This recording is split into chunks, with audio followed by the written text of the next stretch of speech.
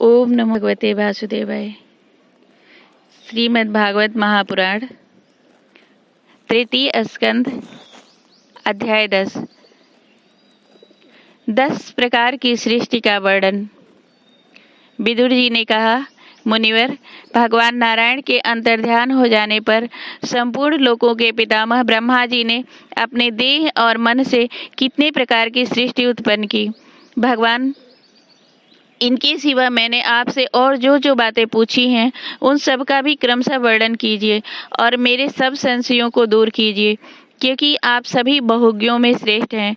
सूत जी कहते हैं, सौनक जी, विदुर जी के इस प्रकार पूछने पर मुनिवर मैत्रेय जी बड़े प्रसन्न हुए और अपने हृदय में स्थित उन प्रश्नों का इस प्रकार उत्तर देने लगे। श्री मैत्रेय जी ने कहा, अजन्मा भगवान श्री हरि ने जैसा कहा था, ब्रह्मा जी ने भी उसी प्रकार चित्त को अपने आत्मा श्री नारायण में लगाकर 100 दिव्य वर्षों तक तप किया। ब्रह्मा जी ने देखा कि प्रलयकालीन प्रबल वायु के झकोरों से जिससे वे उत्पन्न हुए हैं तथा जिस पर वे बैठे हुए हैं वह कमल तथा जल कांप रहे हैं। प्रबल तपस्या एवं हृदय में स्थित आत्मज्ञान से उनका विज्ञान बल बढ़ गया और उन्होंने जल के साथ वायु को पी लिया। फिर जिस पर स्वयं बैठे हुए थे उस आकाशव्यापी कमल को देखकर उन्होंने विचार किया कि इस पूर्व कल्प में लीन हुए लोगों को मैं इसी से रचूंगा। तब भगवान के द्वारा सृष्टि कार्य में नियुक्त ब्रह्मा जी ने उस कमल कोश में प्रवेश किया और उस एक के ही भू भुवः स्वः ये 3 भाग किए। यद्यपि वह कमल इतना बड़ा था कि उसके 14 भुवन या इससे भी अधिक लोकों के रूप में विभाग किए जा सकते थे। जीवों के भोग स्थान के रूप में इन्हीं 3 लोकों का शास्त्रों में वर्णन हुआ है। जो निष्काम कर्म करने वाले हैं उन्हें मह, तप, जन और सत्यलोक रूप ब्रह्मलोक की प्राप्ति होती है।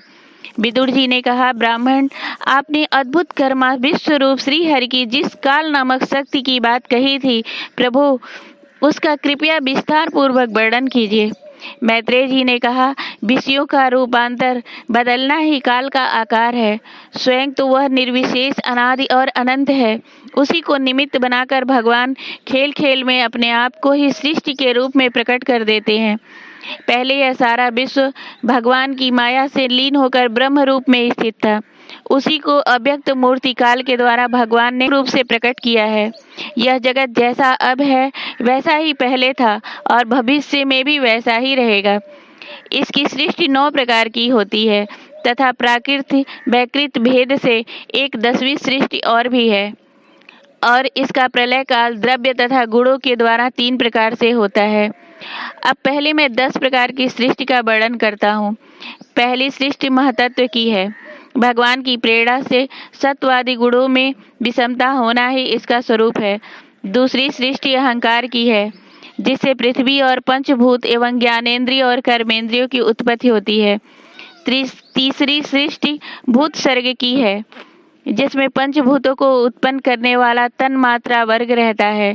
चौथी सृष्टि इंद्रियों की है, यह ज्ञान और क्रिया शक्ति से संपन्न होती है।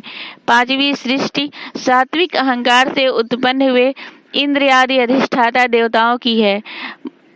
मन भी इसी सृष्टि के अंतर्गत है। 6ठी सृष्टि अविद्या की है। इसमें तामिश्र, अंधतामिश्र, तम मोह और महामोह ये 5 गांठें हैं। यह जीवों की बुद्धि का आवरण और विक्षेप करने वाली है। यह 6 प्राकृत सृष्टियां हैं। अब वैकृत सृष्टियों का भी विवरण सुनो। जो भगवान अपना चिंतन करने वालों के समस्त दुखों को हर लेते हैं, यह सारी लीला उन्हीं श्री हरि की है। वे ही ब्रह्मा के रूप में रजोगुण को स्वीकार करके जगत की रचना करते हैं। 6 प्रकार की प्राकृत सृष्टियों के बाद 7वीं प्रधान वैकृत सृष्टि इन 6 प्रकार के स्थान पर वृक्षों की होती है। वनस्पति, औषधि, लता, त्वक्षार, विरुद्ध और द्रुम।